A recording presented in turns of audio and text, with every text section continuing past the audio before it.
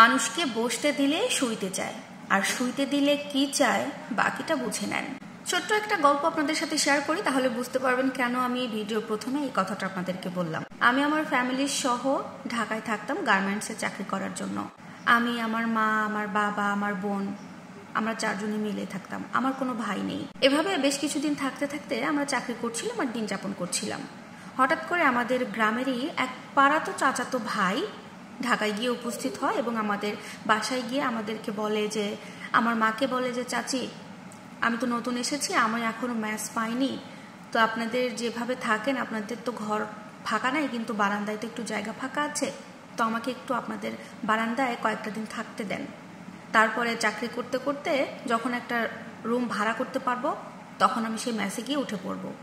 আপনি আপাতত আমাকে আপনাদের বারান্দায় একটু জায়গা দেন থাকার জন্য। তখন প্রথমে আমার মা তাকে নিষেধ করে দিছে যে, না, এভাবে তো আসলে থাকা যায় না, আমরা চারজন মানুষ, এখানে ওখানে ঘুরে ফিরে থাকা হয়, আর তাছাড়া আমার 2টা মেয়ে আছে, তুমি এখানে থাকতে পারবে না বাবা, তার থেকে ভালো তুমি একটা খুঁজে টুজে ম্যাচেই থাকো। কিন্তু ছেলেটা মানতেছে না। ছেলেটা নাজেহাল ভাবে আমার মাকে খুব বুঝাই যেতেছে যে, চাচি কোনো সমস্যা হবে না, আমি তো সারাদিন কাজই করব, খালি রাতে এসে এইখানে শুয়ে পড়বো, আমি তো আপনাদের ঘরেও ঢুকবো না, বারান্দাতেই শুবো, বাইরে থেকে খাবার নিয়ে এসে কিনে খেয়ে এখানেই থাকবো। নানা ধরনের কথা বুঝাইতে বুঝাইতে এখন গ্রামের মানুষ কতবারই বার না বলবে, পরিচিত। শেষ পর্যন্ত মায়ের পড়ে গেছে, মায়ের পড়ে টেরে বলতেছে, আচ্ছা ঠিক আছে তাইলে থাকো বাবা। রাজি হয়ে গেছে আমার মা। এভাবেই চলছিলাম। চলতে চলতে আমার বড় বোন, সে গার্মেন্টসে যায়, চাকরি করে বাসায় আসে, এসে ওর মতো ব্যস্ত থাকে, খুব একটা করে না। কিন্তু আমি আবার চাকরি খুব একটা বেশি করি না। আসি গার্মেন্টস থেকে, আসার পরে বাসায় আসি। বাসায় এসে ওর চাচাতো ভাইয়ের সাথে দেখা হয়, আমার পাড়াতো চাচাতো ভাইয়ের সাথে একটু ঘোরাফেরা করি, কথাবার্তা বলি। তো এরকম চলতে চলতে খাইতে গেলে তার সাথে দেখা হচ্ছে আমার, যেখানে বসতেছি সেখানে সে আসতেছে, একসাথে কথা বলতেছি।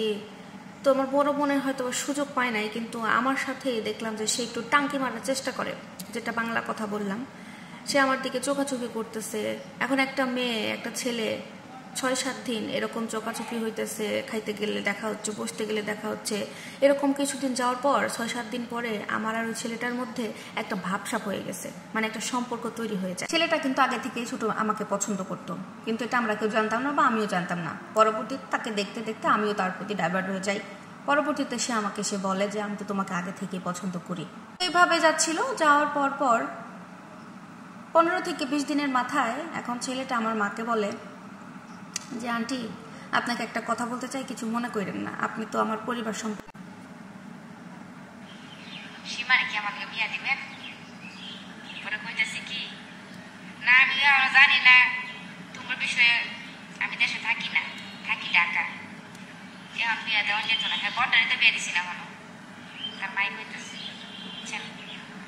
তো বিয়া দিত না। যারা কি করছে শরীরে পড়ে আছে, রান্না ভাইকে দেখি সেরি কইতেছি কি, না যেমন না, আমার মায় অনেক কষ্ট করে বড় করছে, ভাইকে গেলে মায় কষ্ট পাইব।